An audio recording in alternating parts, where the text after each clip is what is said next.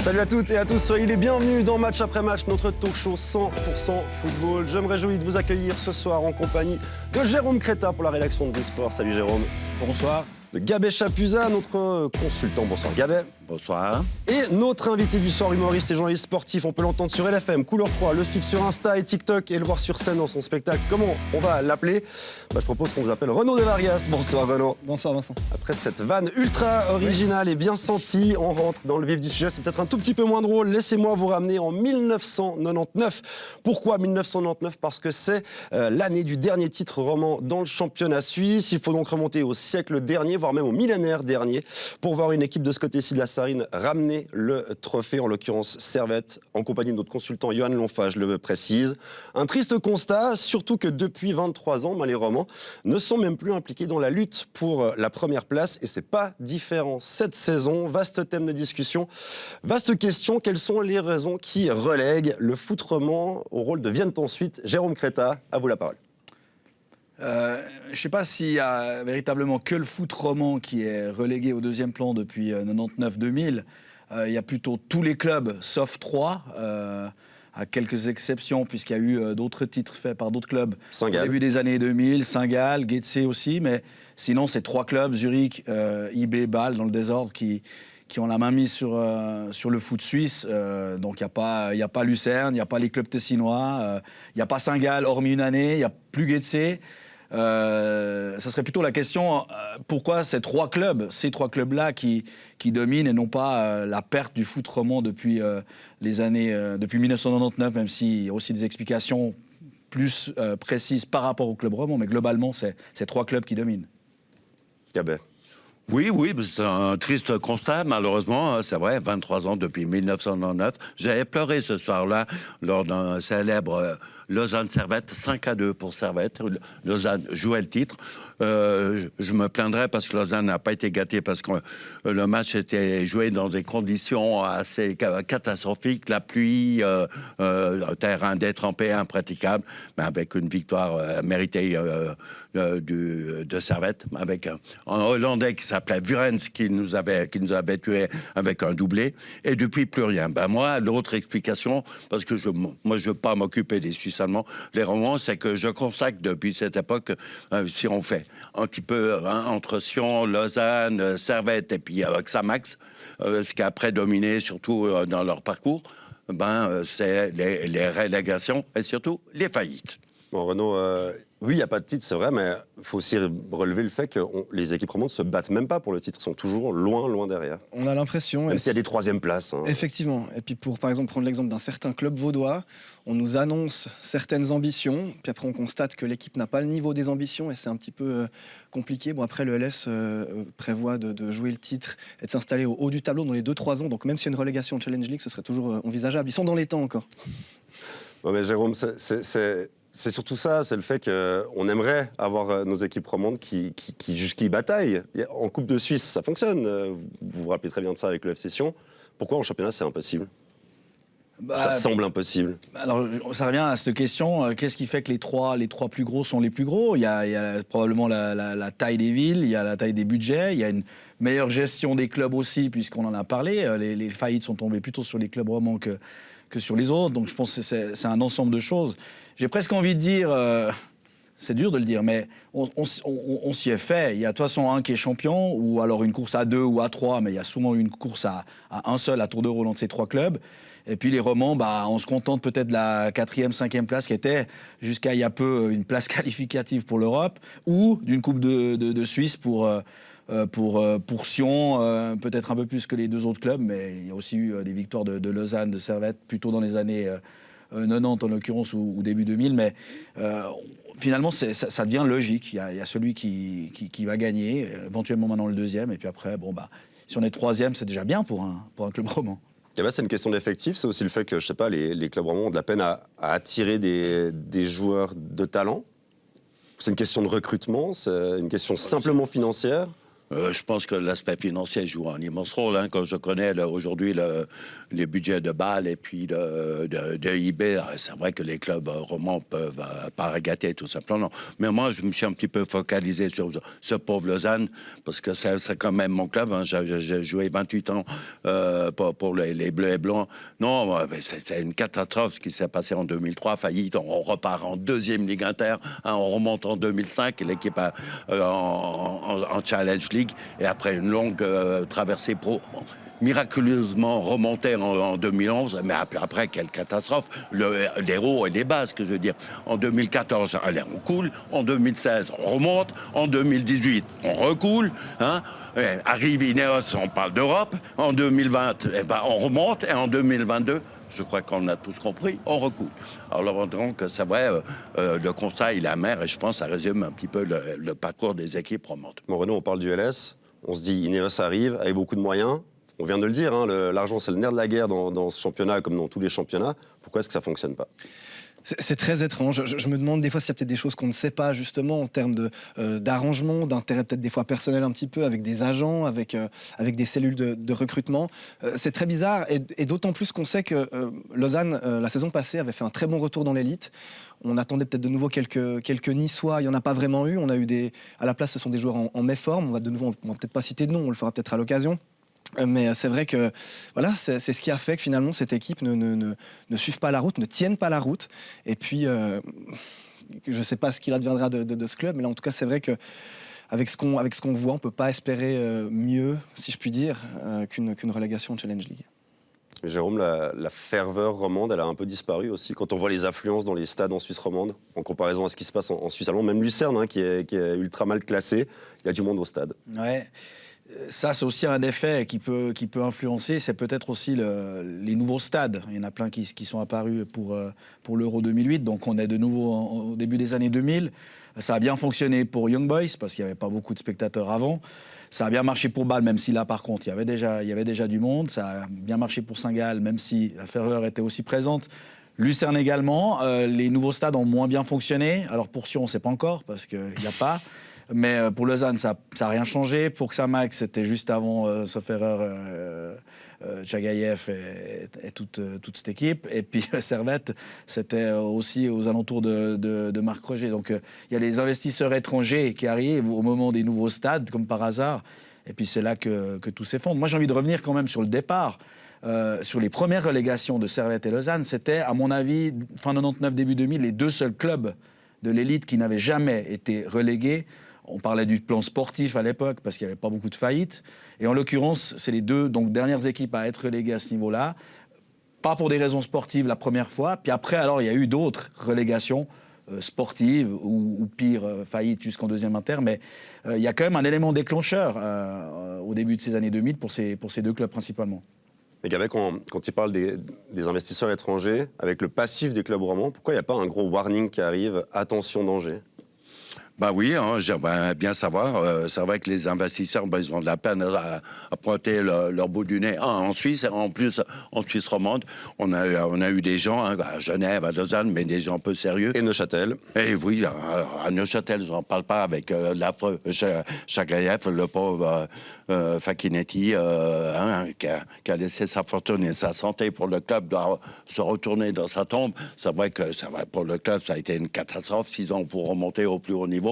C'est vrai qu'on a eu vraiment une traversée du désert éternel qui dure depuis 20 ans. Et puis là, je suis pas forcément optimiste pour l'avenir. Et Renaud, les infrastructures, c'est vrai qu'on parle des stades, mais il n'y a pas que ça. Hein. Il y a aussi peut-être les conditions d'entraînement, tout ce qui entoure les clubs au-delà du stade. Effectivement, il y a un point ensuite qui peut être relevé dans ces à côté. On parle de nouveau par exemple du Lausanne Sport qui, je trouve pour le coup, a réussi à s'adapter un petit peu à ce qui se fait en Europe, mais depuis des années. Mais c'est vrai que pour nous, en Suisse, c'est assez neuf.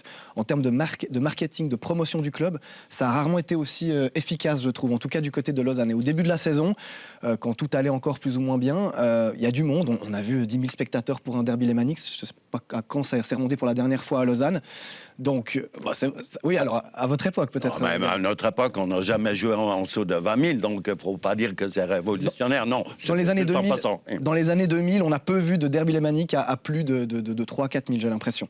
Je commence à avoir des souvenirs au début des années 2000, donc je pourrais me rappeler de ça. Et c'est vrai qu'en termes d'effervescence, il y a eu une création de quelque chose. Sur les réseaux sociaux, c'était très actif. Mais quand malheureusement ça ne suit pas sur le terrain, difficile évidemment de réussir à garder ce monde. Et Jérôme, c'est le cas à Servette aussi, hein. Au niveau marketing, sur les réseaux sociaux, ils sont assez forts et ça ramène petit à petit quand même du monde au stade, non?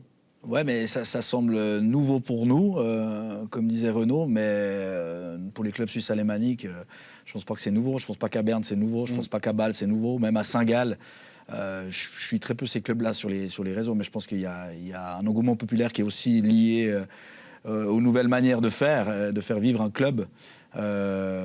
Donc voilà, c'est un assemblage de choses, je pense, au niveau de la gestion marketing, des stades, la ferveur populaire aussi innée d'un peuple. Il y a des populations qui ont plus de ferveur que d'autres, et puis ça, il faut aussi s'y faire. Et il faut constater, c'est vrai que je connais un petit peu tous les clubs romans. C'est pas les plus fidèles, les plus présents au stade. Le public lausannois, par exemple, je peux vous dire, non, c'est un public événementiel. Ils viennent pour un match bien précis. C'est pas des gens qui sont fidèles. Donc, eux, ils sont intéressés par quelques derbys, peut-être à l'avenue actuellement de Zurich ou bien d'IB. Non, le vrai supporter, toujours contre le premier ou contre le dernier, il devrait y avoir 15 000 spectateurs tous les jours, tous les week-ends. Mais ça, c'est peut-être lié au résultat. Hein. Quand on regarde l'aura des clubs romans, les derniers titres, ils remontent. Hein. Sion champion en 92-97, Servette 17 titres, le dernier en 99. On l'a dit, c'est le dernier club roman qui a remporté le championnat. Lausanne 165, je sais ce que vous allez me dire. Ça monte un peu, 7 titres, le dernier en 65. Xamax 2 titres en 88, en 87. La Chaux-de-Fonds 3 titres alors en 54, 55, 64. Et puis un club que vous avez peut-être oublié, le FC Étoile Sporting, hein, qui a été champion en 1919, club neuchâtelois. Je m'en rappelle. On les salue. Donc il y a plus de 100 ans. Ouais, c'est quand même les résultats qui font que les gens viennent pas ou viennent moins. Mais évidemment, mais puis je pense qu'on a vu l'effervescence de Bâle et IB justement dans les années 2000 vraiment qui se sont imposés, et c'est évidemment les résultats qui font que les gens viennent. C'est ce qu'on disait aussi un petit peu avant. Moi je pense que Lausanne enchaîne une série de 3, 4, 5 victoires et les caisses vont être un peu plus renflouées. On l'a vu hier au match de la Tuvière, c'était tellement triste, j'avais encore jamais eu l'occasion d'aller au Letzigrund, et ben on y était pour le coup au match entre Lausanne et Zurich. C'était assez triste de voir ça, surtout quand on connaît la situation du club. Team of formation, Jérôme, c'est vrai que quand un club vit bien, il peut amener des jeunes au premier plan, en première division. Ces derniers temps, dans les clubs romans, il y a quand même moins d'arrivées de ces jeunes-là, et souvent ils partent vers ces clubs qui sont plus cotés en Suisse, IB, Bâle, Zurich. Pourtant, on souligne le vivier qu'il y a dans le canton de Vaud, autour de Lausanne. Oui, on n'a qu'à voir les résultats, ça va, vous avez raison.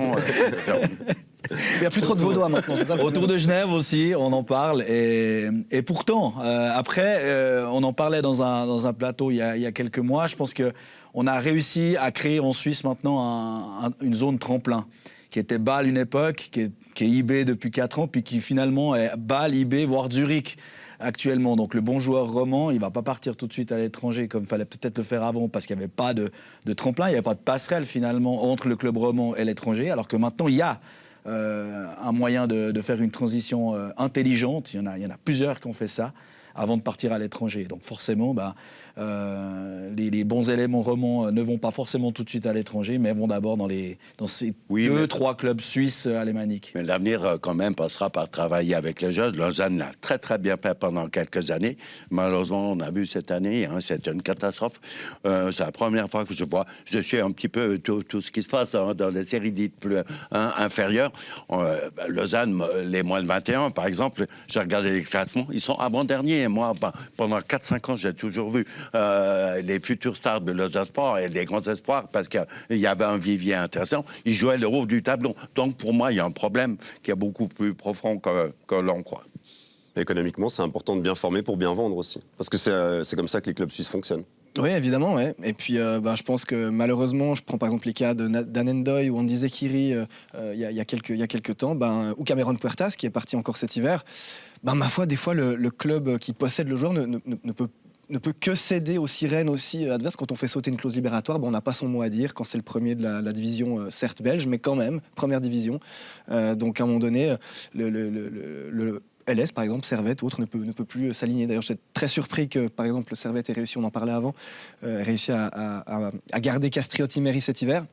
On parlait beaucoup de lui ailleurs. Coup de chapeau pour le coup à Servette de l'avoir gardé, en tout cas, je pense, jusqu'à l'été prochain. Il y a aussi l'exemple contraire, hein, c'est-à-dire où on a le choix, mais où on ne fait pas jouer et où le jeune va briller ailleurs. Je prends l'exemple d'Isaac Schmidt, qui jouait pas à Lausanne.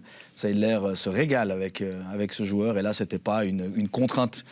C'était pas imposé à Lausanne. Hein. Sauf jeudi sur le deuxième goal quand il a laissé passer le long de la ligne. Pour le 2-1. J'avais préparé la réplique mercredi. Juste une remarque. Mais Jérôme, un mot sur Sion, hein, parce que quand on forme bien ou qu'on fait venir des joueurs jeunes et intéressants, on peut les vendre. C'est vrai que ces derniers temps, le FC Sion a souvent tenté ses paris, ses coups de poker. Ça avait très bien marché avec Mateusz Cunha, par exemple. Après, derrière, il faut aussi investir comme il faut l'argent qu'on récolte. Ouais, l'appétit vient en mangeant, et peut-être qu'il y a eu trop d'appétit d'un coup suite à ce coup fait par Cunha. Maintenant, le vivier valaisan qui fournissait l'équipe nationale, il a existé. Il a existé. Il y a un certain Goul à l'époque qui avait créé ça en Valais, mais là on remonte il y a très longtemps, mais dans les années 90, il faut se souvenir qu'on avait la... Non, mais j'écoute les aînés qui me parlent du passé, c'est tout, c'est la preuve. Et dans les années 90, on se souvient de l'équipe nationale, en 94 notamment, avec quand même quasiment toute la défense qui jouait, qui n'était pas forcément valaisanne en l'occurrence, mais qui jouait au FC Sion. Donc déjà là, il y a eu un tournant par rapport à ce que le FC Sion alimentait à l'équipe nationale. Et puis c'est vrai, après, Harry Bosman, etc., on a aussi d'autres... Non, mais bon, Jérémy ne dit pas que des... Jérôme. Jérôme, je m'excuse. Je crois que votre collègue présentateur avait déjà fait... J'étais sûr, Gabet. Pour ceux qui n'ont pas suivi Alain Orbar il y a 2 semaines, avait appelé Jérôme Créta Jérémy, raison pour laquelle Gabet se sentait de l'appeler Jérémy. Allez. Je crois que sur les produits valaisans, à mon époque, c'était des matchs extraordinaires. Quand on allait à Sion, il y avait du monde, il y avait plus de monde aujourd'hui. Quand on annonçait 12 000 personnes, il y avait 12 000 personnes, et pas 4 000 comme aujourd'hui. Mais l'équipe, elle était valaisanne, et les gars jouaient, comme ils disaient, en équipe nationale. Hein, je parlerai des Trinquero, Barbaris, Luisier, et enfin bref. Et croyez-moi, c'était des joueurs super compétitifs. Ça veut dire qu'en Suisse romande, je suis convaincu, on a le potentiel, le vivier pour former d'excellents joueurs. Alors, je sais que la question est difficile, mais pourquoi est-ce qu'on a autant raté le virage des années 2000 en Suisse romande? Mauvaise gestion des clubs. Tout simplement? Oui, des gens capables. Je crois à un certain moment, on a laissé tomber la formation alors qu'elle était primordiale. On voit aujourd'hui... J'aime pas trop parler, mais mon fils, je vois le boulot qu'il essaye de faire, le nombre de matchs qu'il va avoir à l'étranger et tout, pour trouver des jeunes. Hein, ils ont fait des transferts retentissants, j'entends quand même, avec un minimum d'investissement. Je précise que Stéphane Chapuzat travaille pour Young Boys. Bah oui, non, mais il n'y a peut-être pas tout le monde qui le sait. Mais par contre, ils font un immense boulot, et puis ça continue. Aujourd'hui, on voit Rieder, on voit tout d'un coup le jeune latéral droite, Bloom et tout ça. Donc, à IB, on bosse, et je trouve que voilà, en Suisse romande, on a pris un énorme retard. Bon, Zurich, cette année, arrive à revenir au premier plan. Alors, Jérôme, vous l'avez dit, depuis les années 2000, c'est un des candidats. Il y a eu beaucoup Bâle, beaucoup IB ces dernières années. Zurich qui revient au premier plan. Pourquoi c'est pas possible en Suisse romande? Et si c'est possible, quel club est capable d'aller chercher le prochain titre qu'on attend depuis 1999 maintenant, de ce côté-ci de la Sarine? Ce sera peut-être le club qui arrivera à faire bonifier ses joueurs comme l'a fait le FCZ, parce que si on demandait autour de cette table le pronostic en début de saison comme on l'a fait. Il y avait 50% Bâle, 50% IB, je pense à peu près, ou 70% IB et 30% Bâle. Zurich, je pense pas que... Une bonne partie qui mettait Zurich dans les derniers. Voilà, en plus. Et quand même, il y a des joueurs... J'avoue. Il y a Gabet déjà. Mais je pense qu'il y a quand même eu un changement, alors qu'il n'y a pas eu beaucoup de changements au niveau des joueurs. Quelques-uns quand même, mais il y a surtout les joueurs qui ont évolué. Brecher qui n'est plus le même, Cizé qui marque, c'est plus le même FCZ. Donc alors, Renaud, faire bonifier ces joueurs, pas forcément faire des transferts ou engager des latéraux à tout va. Ce que dit Jérôme, c'est que c'est une question d'entraîneur alors. Peut-être aussi, c'est une question de dirigeant aussi, j'ai l'impression. Justement, avant, on parlait d'intérêt personnel. Là, peut-être qu'il y en a qui pensent plus au club, justement, et au bon fonctionnement. Moi, par exemple, typiquement hier, entre Lausanne et Zurich, de nouveau, je vois rentrer Kramer, et pardon, le deuxième attaquant, son nom m'échappe, mais voilà. Qui est rentré? Qui est rentré. En gros, Gnotto et Cizé sont sortis pour une paire au niveau quasiment similaire. Donc, ils arrivent pratiquement... Peut-être Tozin, C'est Tozin qui est rentré. Voilà, tout pardon, à fait, merci. Tozin. Merci beaucoup, Vincent. Voilà, donc dans le sens où on arrive maintenant pratiquement à doubler les postes dans les plus grands clubs helvétiques. Et vous parliez tout à l'heure justement de ces transferts un peu faits en masse sur les côtés, par exemple à Lausanne, alors qu'on voit que le principal problème se situe plutôt devant. Il y a des questions à se poser, évidemment, à ce niveau-là. Est-ce que, et là je provoque un peu, la Challenge League n'est pas devenue le championnat des clubs romans? Alors, pour le ventre mou, parce qu'en tête, c'est pas tellement des non, il y a Stade Lausanne-Ouchy n'est pas très loin. Lausanne-Ouchy est bien revenu. Il y a Chafouz, donc c'est très, très bien serré. revenu sur 3 points de la place de C'est barrage. très très serré en Challenge League cette saison. Mais c'est vrai, ces dernières années, les titres romans ont été faits en Challenge League. Alors parce qu'il y a les relégations, mais quand même. oui, puis aussi des promotions. On peut parler d'Yverdon Sport, qui depuis que Uli Forte a rejoint l'équipe, va quand même nettement mieux. On risque de se retrouver peut-être avec 3 derbys vaudois la saison prochaine. À titre personnel, c'est pas vraiment ce que j'espère. Je crois que Gabet non plus, mais on sait que ça risque d'arriver. On se dirige tout droit, je vous rassure, non. C'est très probable, ça m'étonnerait pas. Et c'est vrai que voilà, sur quoi on peut se baser, sur quoi on peut positiver, en se disant peut-être que voilà, la Challenge League est peut-être un petit peu formatrice pour le coup comme division. Et on voit que les Romandes arrivent plus ou moins à performer dans cette ligue. Est-ce qu'il ne faut pas se reposer peut-être un peu là-dessus maintenant? Jérôme, est-ce que c'est une question de mentalité roman versus alémanique? J'adore cette question. Oui. Non. Non, parce que je pense qu'il faut déjà dissocier certaines mentalités romandes, peut-être aussi certaines mentalités alémaniques, ça je suis au courant, mais dans la Romandie, je peux pas mettre tout le monde dans le même panier, là, je suis désolé. Très bien. Non, moi je crois qu'il faut un bon mélange. À Lausanne, bon, là ça remonte à des années, vous n'étiez pas né. La dernière titre, Alors non. En 1965, il y avait un excellent mélange entre Suisse allemand et une certaine rigueur, et on disait le petit côté olé olé, mais un peu plus plétique et un peu plus talentueux des romans. Et ça veut donner l'amalgame qui était nécessaire pour être champion. Oh, c'était une petite provocation, Gabet. J'en lance une autre. Est-ce que les clubs romans sont prétérités par l'arbitrage en Suisse? En tout cas, on n'est pas gâté. Non, non. Je pose la question à Gabet, évidemment. Non, ça serait... Bah, il n'a pas vu le premier goal de Saint-Gall aujourd'hui. Il aurait dit, bah oui, c'est clair. Non, ça serait une excuse bidon de chercher. Mais je constate que c'est vrai que les premiers, donc je parle de Zurich, Bâle et tout ça, Zurich, Bâle et IB sont régulièrement avantagés. Mais bon, c'est un concept qui date pas d'aujourd'hui. Est-ce que c'est un avis que vous partagez de l'autre côté de la table? Je suis curieux de le savoir. En fait, j'essaie d'être assez objectif, et c'est vrai que j'ai rarement entendu parler de scandale d'arbitrage lors d'un match entre Lucerne et Getse. C'est même pas besoin de prendre les 3 qu'on connaît, les réputés plus forts. Voilà, on prend un bête Saint-Gall-Lucerne. J'ai jamais entendu parler d'une situation même revue par la VAR qui a fait scandale. C'est vrai que très régulièrement, quand même, j'ai l'impression que les clubs romans sont impliqués. Est-ce que c'est parce que les corps arbitraux sont généralement plus suisse-allemands et donc c'est plus facile de venir s'adresser à lui quand on a le brassard et qu'on partage la même langue? Je sais pas. Après, on entre dans des théories évidemment difficiles à élaborer. Je termine le tour de table sur cette question de terrain glissant. Allez-y, Jérôme. Moi, je pense que ça va plutôt avec la position au classement, comme le poteau qui rentre ou qui sort, l'arbitre qui n'est pas avec nous, la VAR maintenant qui n'est pas avec nous, avec l'équipe qui est défavorisée à ce moment-là. C'est plus lié à une position au classement. Alors, corollaire, évidemment, les Romans sont peut-être moins bien au classement, donc ont des décisions arbitrales. On a eu quelques cas cette année, demandé à Servette ce qui s'était passé à Getse. Ils en ont passé assez longtemps. Non, je crois qu'il y a des erreurs. C'est un constat, malheureusement, c'est vrai que les romans sont prétérités. Non, mais ça, c'est évidemment la question. Il paraît que ça s'équilibre sur l'ensemble d'une saison, les décisions arbitrales. On verra ça. Je termine par la boule de cristal, puisque j'ai posé la question tout à l'heure, mais tout le monde n'a pas donné son avis. Qui sera le prochain champion suisse roman? Gabet. Joker. À ressortir dans une petite dizaine d'années. Joker. Allez-y. Alors, Sion. Vraiment. Quelle surprise!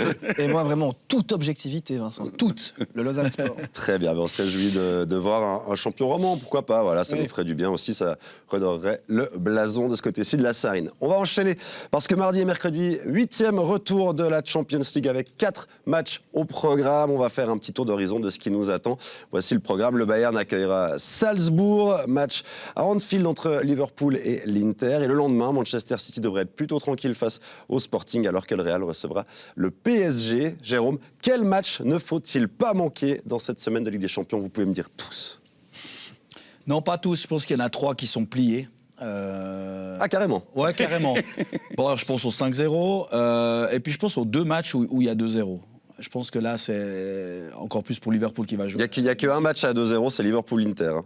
Non, mais alors, je compte les 8 matchs. Et il y a aussi. Ah oui, Chelsea pardon, qui a- pardon, qui a pardon. Mais nous, gagné. on est était aux 4 premiers. J'étais sur cette semaine, Alors, ok, Jérôme. d'accord. Bon, alors moi je pensais au 8e de finale d'avance. Donc alors, sur ce panneau-là, il y en a 2 qui sont pour moi qui sont joués, ou un et demi qui est joué, et puis le reste qui sera plus indécis. Je pense qu'il y a aussi cette nouvelle règle qui est intéressante, parce que un 1-0 à domicile était très très bien, parce qu'il y a 0 but encaissé à domicile. Il est moins bien maintenant, puisque un 1-0 c'est comme un 4-3.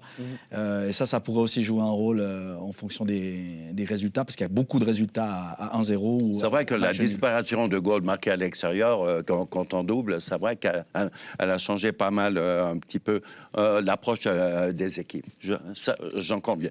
Mais ça ne va pas déranger, je pense, pour moi, la meilleure équipe actuellement d'Europe, qui s'appelle Manchester City, qui a fait déjà une démonstration 5-0 À Lisbonne. à Lisbonne. Je pense que pour le match retour, il pourrait mettre 3 jardiniers, 2 concierges et puis 3 juniors. C'est dommage parce qu'ils en ont pas, je crois, des jardiniers et des concierges. Non, pour moi, j'ai trouvé ce Manchester City. Encore ce soir, j'ai vu la différence dans un derby face au Red Devils de Ronaldo. Il n'y a pas photo, pour moi, c'est le grand favori. Liverpool, je pense que 0 a été un excellent résultat. Donc, ça va être difficile pour l'Inter. Et je pense qu'on part de nouveau vers, malheureusement, une finale anglaise. Voilà, tout simplement. Bon, Renaud, votre avis sur les matchs de cette semaine? C'est vrai qu'il y en a, on l'a dit, il y en a qui sont évidemment actés déjà. Ça sera très intéressant, je pense, de suivre le retour entre le Real de Madrid et le Paris Saint-Germain, même s'il manquera quelques éléments clés du côté madrilène. Mais on connaît cette équipe, on connaît le coach qui l'entraîne, qui l'a déjà mené au titre dans ces dernières années. Face à son public, elle va vouloir se galvaniser après un non-match qui avait eu quand même, il me semble, si je me souviens bien, au Parc des Princes, très très peu d'occasions, en tout cas madrilènes. Et l'orgueil a été touché, et je pense que ce sera très intéressant à suivre. Jérôme, le facteur Benzema dans ce Real PSG, on l'a vu au match aller, il semblait pas être à 100%. Là, il a retrouvé ses moyens. Ouais, pas que lui en plus. Je pense que la force de frappe offensive, je mets Mbappé de côté évidemment, mais la force de frappe des Madrilènes, à mon avis, est plus en forme globalement que celle de Paris. Je parle pas de la défaite de Paris contre Nice, au contraire. Non, parce que d'habitude, je le rappelle juste, Paris a perdu 1-0 contre Nice. En championnat, on les surestimait, on disait voilà, c'est trop facile en championnat, et puis après, ils se cassaient la figure à un certain stade. En Champions League, là, peut-être de perdre contre Nice, au contraire, ça veut peut-être dire qu'ils avaient déjà la tête à la Coupe d'Europe, et que ça pourrait plutôt être bénéfique pour eux, plutôt qu'une défaite qui va, à mon avis, mentalement rien changer pour ce genre de joueurs-là. Mais Real, quand même, à mon avis, favori, parce que c'est que 1-0, puis c'est plus le même règlement, on en a parlé, et parce que globalement, je pense que c'est plus intense offensivement, même si Paris a évidemment ce joueur qui peut à lui seul marquer le but décisif à tout moment, c'est clair. Gabin, vous suivez l'avis général. On va voir un autre Real dans ce match retour? Non, ils ont eu de la peine au match aller, mais je pense que c'était un peu calculé. L'entraîneur Ancelotti qui n'était pas content, c'est vrai qu'il était venu de façon très prudente. Benzema était de retour de blessure. Paris, moi qui me convainc pas, en tout cas cette année, que ce soit en championnat ou en Coupe d'Europe. Surtout, et moi je suis très déçu de Paris. Je parle pas de Mbappé, qui est actuellement sur un nuage. D'ailleurs, on voit son but au match aller. Ouais, pour moi, le type décevant, je pensais que malgré ses 34 ou 35 ans, qu'il serait capable de faire la différence. C'est Messi, et malheureusement, je n'arrive plus à reconnaître le petit Lionel. Voilà, c'est pour ça que ça va être compliqué, mais Mbappé fera la différence. Donc, Real Madrid regardera les quarts de finale devant la télévision. Gabet qui se mouille, c'est pas mal. Renaud, ce Mbappé qui a réussi à mettre dans l'ombre et Neymar et Messi, on parle quasiment plus que de lui à Paris. On ne sait pas s'il sera là la saison prochaine, mais quand même, c'est phénoménal. Oui, effectivement, j'ai l'impression, je ne sais pas si je dis ça en tant que Suisse, mais que c'est un peu depuis son penalty raté, en fait, que finalement, il a commencé vraiment la saison sur les Mais chapeaux. quel penalty, Renaud? Je ne sais plus maintenant, un vague souvenir. C'était sommaire. Ouais, merci, voilà, merci beaucoup, j'ai compris. Mais c'est de ça qu'il parlait. Je vous rassure, Gabet. Mais non, évidemment, on l'a toujours su, joueur très talentueux. Et puis, je me souviens, il avait été un petit peu conspué comme par ses propres supporters en début de saison, parce qu'on parlait déjà d'un départ à Madrid. Et puis, malgré son jeune âge, malgré toute l'attention sur lui, il a réussi à rester concentré sur son foot, sur ses coéquipiers. Et il a éclipsé les deux superstars, en tout cas, qu'on attendait évidemment au tournant. Bon, Neymar, c'est facile à éclipser, il n'est jamais là. Donc, Non, c'est temps, il est là. C'est temps, il est là, Gabet. Au mois de mars, normalement, il part. Non, là, il est là, je vous le promets. Il est revenu de blessure tip-top au bon moment. Juste mais pour la photo d'équipe. Jérôme, un retour de Messi à Santiago Bernabéu, c'est que ça peut quand même être un événement. Peut-être le match qu'il va choisir cette année, ça va être son match. On l'espère tous. Vous n'avez pas l'air super convaincu, Jérôme. Mais Non, non, je suis mais pas super lui, convaincu. il Non. n'aime pas Barcelone, donc c'est un type Non, de c'est Real. pas ça. Non. Bon, et puis là, on parle pas de Barcelone, on parle de Messi. Oui, parce qu'on parle de d'un autre Messi. Quand on parle de Messi, on parle de Barcelone. Ouais, mais alors Soyons justement, logiques. quand il revenait à Madrid, à Bernabéu, c'était avec le Barça et c'était pas le même Messi. Vous l'avez dit, Gabet. Donc non, je suis pas convaincu parce que c'est pas le même Messi et puis parce que c'est pas avec le Barça, et puis parce que c'est pas un classico. Alors oui, c'est quand même un match un petit peu important, mais c'est complètement différent et c'est pas sur lui qu'il y aura la lumière dans l'équipe adverse ce soir-là. Ça sera sur Mbappé. On va se réjouir de suivre ce match. Autre partie avec le Bayern qui affrontera Salzbourg. Le Bayern qui a concédé le nul contre Francfort 1-1 ce week-end, alors que Salzbourg a largement battu le Altar de Ludovic Magnin 4-0. Ça veut donc dire, si on suit cette tendance, l'avantage est aux Autrichiens, Gabet. Non, là, non, je ne pense pas. Bon, Salzbourg, chaque année, ils font des miracles. C'est une équipe qui prépare des joueurs. Ils finissent tous soit à Leipzig et un petit peu dans toute l'Europe. Ils sont une équipe intéressante. Je vous rappelle que Hollande, qui est pour moi le deuxième phénomène derrière Mbappé, il a commencé là. Et puis, je ne veux pas dire que je suis inquiet pour Bayern Munich, mais le Bayern Munich de ce début 2022, je le trouve pas convaincant. OK, ils ont eu quelques soucis défensifs avec la blessure de Neuer.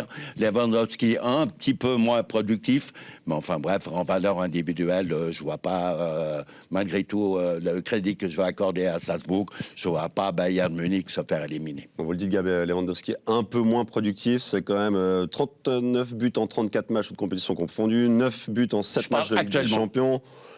Normalement, avec le Polonais devant, ça devrait le faire pour le Bayern, non? Ouais, et puis il n'y a pas que lui. C'est un mauvais moment en championnat ou avec ce premier match contre Salzbourg, mais ça ne va pas définir, à mon avis, la fin de cette campagne de Champions League du Bayern. Pour moi, ça reste un des favoris. On aime bien les voir parce que, voilà, on parlait d'investisseurs étrangers avant avec les clubs romans. On peut en parler aussi au niveau mondial.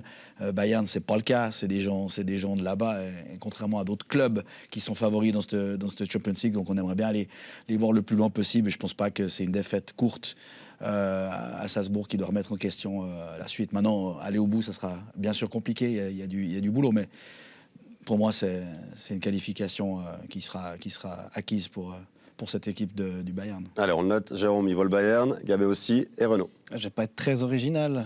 Évidemment, face à leur public, les Bavarois, ils seront au-dessus, ils vont vouloir faire le jeu, évidemment. Je pense là aussi, à l'instar un petit peu du Real de Madrid, le club allemand est un peu touché dans son ego. Alors là, en plus, l'écart est quand même un peu plus évident, évidemment. Et Jérôme l'a dit, évidemment, il n'y a pas que Lewandowski, le danger peut venir de partout, avec là aussi une profondeur de banc, évidemment, que Salzbourg n'a peut-être pas. Effectivement, je vois difficilement les Autrichiens créer un exploit.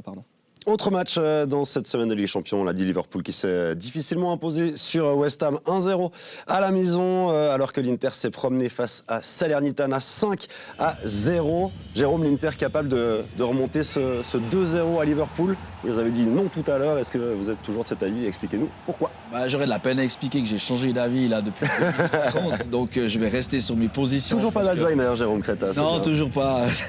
C'est pas mal à mon âge, parce qu'en principe, il paraît que ça commence déjà, mais non, vraiment pas. Je pense que 2 goals, c'est trop. J'aurais peut-être pas parlé de la même manière avec un but. J'ai suivi ce match, et notamment la fin de partie qui a été quand même convaincante pour Liverpool. Et je pense que Liverpool a... Je disais un match et demi plié finalement, plutôt que 2, parce que 5-0, 2-0, c'est pas pareil. Et puis Sporting et l'Inter, c'est peut-être pas pareil non plus. Mais je vois clairement Liverpool passer. Et Liverpool va bien aussi en championnat. Enfin, ça roule assez bien depuis quelques temps quand même. Renaud, les Reds favoris? Oui, évidemment, si l'Inter veut avoir une once d'espoir, il faut marquer tôt, évidemment, on le dit souvent, surtout quand il y a des buts d'écart. Mais justement, cette règle du but à l'extérieur qui a sauté maintenant, c'est peut-être l'occasion de leur vie de tenter quelque chose. Ça aurait été plus difficile à l'époque. Maintenant, il y a peut-être quelque chose qui est faisable. On connaît aussi le potentiel offensif de l'Inter qui va nettement mieux depuis quelques saisons et surtout depuis son titre. Qui a retrouvé le chemin du but aussi. Ça faisait 4 matchs qu'il ne marquait pas. Voilà. Oui, mais là, ils ont Forcément. joué contre des fantômes. Hein. Je rappelle, là, c'était l'équipe dernière. Là. C'est parfait pour se mettre en confiance, Gabin, non? Ça a permis à Martinez de retrouver le chemin des filets et de Dzeko de reprendre un peu confiance. Non, là, il s'attaque en gros morceaux. Un 2-0, pour moi, ça va être un handicap insurmontable. Je trouve que, Liverpool, derrière l'intouchable, Manchester City fait un super championnat. Ils ont retrouvé une assise défensive avec un Van Dijk qui retrouve gentiment son meilleur niveau après sa longue blessure. Et puis devant, quand vous avez Mané, Salah, Jota et tout ça, croyez-moi que les Italiens, ils vont pas rigoler. Et le nouveau Luis Diaz, évidemment, qu'on suivra avec attention. Voilà pour ces matchs de Ligue des Champions. Et on va passer à une autre compétition, celle de jeudi, avec le dernier club suisse engagé en Coupe d'Europe, le FC Bâle, qui va au-devant d'un adversaire de prestige en 8e de finale de Conference League. Jeudi, les Bâlois se rendront au Stade Vélodrome pour y affronter l'Olympique de Marseille. Que pensez-vous de cette affiche, Renan? Alléchante, elle sera intéressante à suivre, je pense. Bâle, même si c'est peut-être pas le Bâle qu'on a pu connaître là de nouveau au milieu des années 2000 à son apogée, est capable de faire quelque chose. On sait que c'est une équipe qui a toujours su aussi un peu se transcender dans ces moments coup près. Marseille, c'est pas insurmontable non plus. C'est évidemment un bon club qui va nettement mieux aussi depuis quelques années.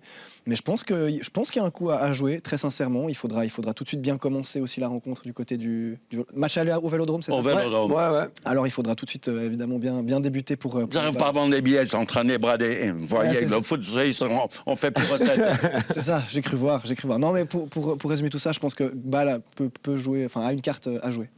Jérôme, bon tirage? Excellent tirage. Moi, je pense que c'est le super compromis entre une affiche attractive. Alors bon, on sait que les Suisses allemands, ils aiment bien tirer les Allemands, mais là, on parle de Bâle. Bâle est tout près de la France aussi. L'OM, c'est quand même un passé. Il n'y avait pas d'Allemand possible au tirage. J'étais en train de regarder non, il n'y avait pas. Non. Et puis alors, dans les gros clubs, il n'y avait pas énormément. Il y avait Leicester, PSV. Ouais, je parlais des gros clubs. Non, mais sérieusement, Leicester-Rome aurait été peut-être attractif, Si je dis pas de mais bêtises, ils ne pouvaient compliqué. pas tirer la Roma, mais... Non, parce qu'ils étaient, Non, peut-être, mais j'ai ils juste étaient regardé qualifiés, les clubs ils étaient qui- qualifiés Deux de directement. Glimt, Marseille, PAOK, Slavia Prague, Exactement. Partizan, PSV, Leicester ou le Vitesse Arnhem. Donc honnêtement, c'était le meilleur tirage, vous avez raison. Au niveau Attractif. puis surtout au niveau est-ce c'est possible ou pas. C'est souvent le choix que doit faire, enfin le choix, dans la volonté d'avoir une équipe qui va nous permettre de passer le tour suivant ou d'avoir un gros tirage. On sera éliminé, au moment où on aura rempli le stade et puis les gens seront contents, etc. Là, on est entre deux parce que pour moi, Bâle a largement de quoi passer. Ils ne sont pas favoris, mais par contre, il y a une possibilité de passer tout en ayant un stade plein et une belle expérience quand même d'aller au stade Vélodrome. Match aller au Vélodrome, Gabin.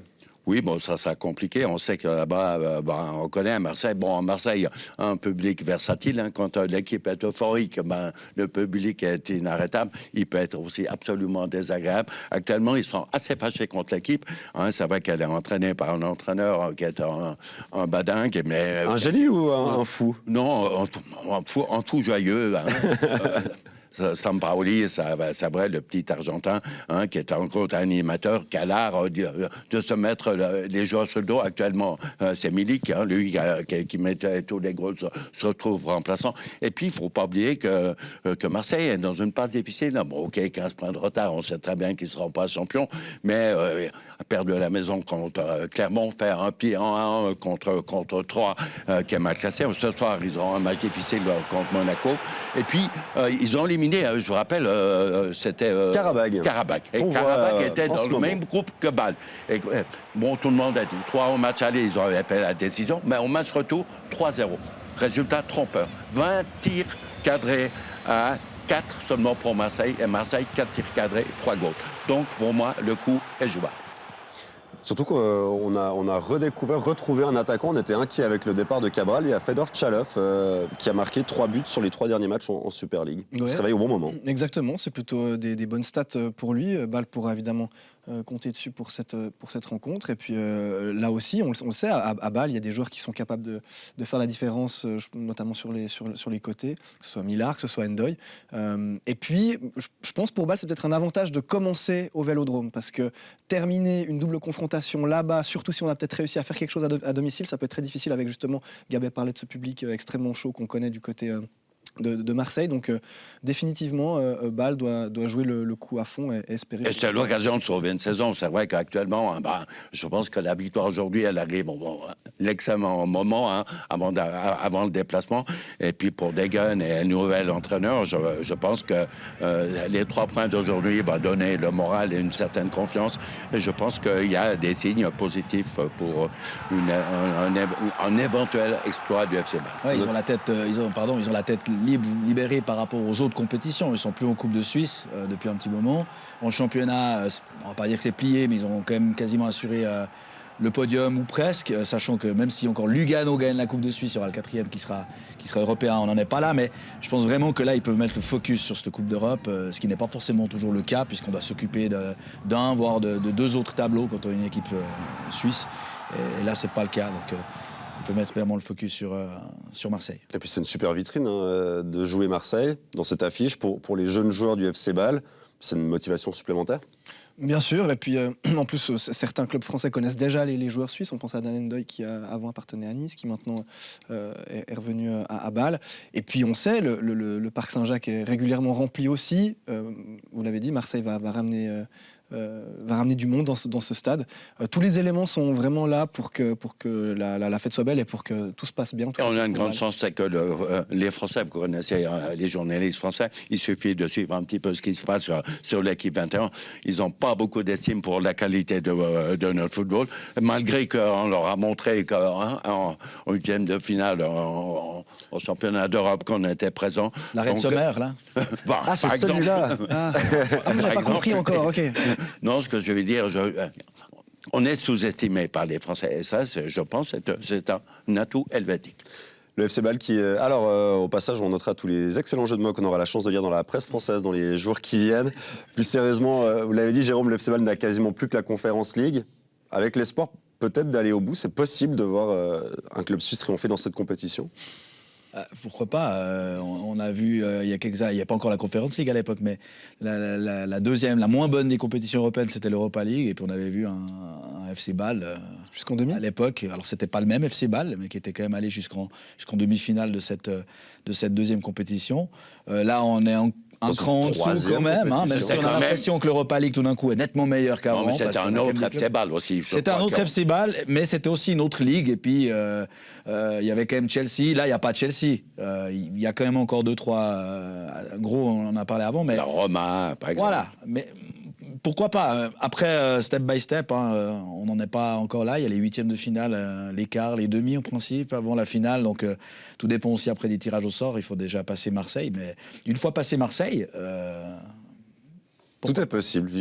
On verra ce qu'on verra. On verra. C'est beau. On verra. On verra bien. On verra bien. Renaud, c'est suisse comme Renaud, une dernière question. Voilà, c'est l'occasion de juger ce que vaut notre Super League. C'est le 3e de Ligue 1 face au 3e de Super League. la marche semble quand même assez haute, non ? Bien sûr, sur le papier, c'est quelque chose, c'est un constat qui est évidemment déséquilibré, mais Bâle, alors de nouveau, on le répète, c'est pas le MMFC Bâle, mais Bâle a prouvé face notamment à certains clubs anglais lors de ces dernières années qu'il était tout à fait capable de déranger plus ou moins n'importe qui, donc raison de plus d'y croire. C'est vrai que individuellement, si on fait abstraction justement de ce championnat suisse réputé évidemment un peu plus faible et parfois à juste titre, quand ça se joue sur 2 matchs et pas sur toute une saison, il y a quelque chose qui est possible, peut-être plus que d'habitude. Et pourquoi pas la magie de la Coupe d'Europe. D'ailleurs, votre prochain rendez-vous, c'est la Ligue des Champions mardi avec cette affiche entre Liverpool et l'Inter. Vous l'avez compris, on est au terme de cette émission de match après match. Merci beaucoup Jérôme Créta d'avoir été des nôtres. Avec plaisir. Merci Gabet. Et merci Renaud de Vargas. Merci bien. Je vous l'ai dit, un peu partout, Instagram, TikTok, c'est ce qu'il y a le plus rapide à faire maintenant. Et puis vous pouvez aller voir son spectacle. Oui, venez alors, c'est très Pourquoi pas, important. venez voir son spectacle. Merci beaucoup de nous avoir suivis. Bonne soirée sur Beau Sport. Bye bye.